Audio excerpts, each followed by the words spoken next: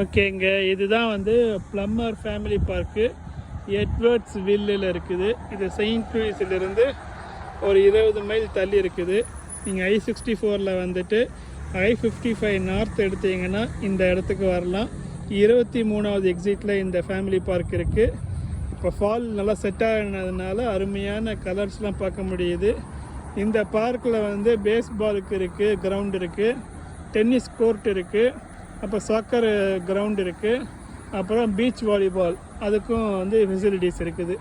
இப்படியாக அருமையான இந்த பார்க்கில் வந்து டோர்னமெண்ட்ஸ் நடக்குது. ஏதாவது இண்டிவிஜுவல் மேட்சஸ் இங்கே நடந்துகிட்டு இருக்குது. எல்லாமே வந்து ஸ்கூல் கோயிங் ஸ்டூடெண்ட்ஸுக்கு தான் நடக்குது.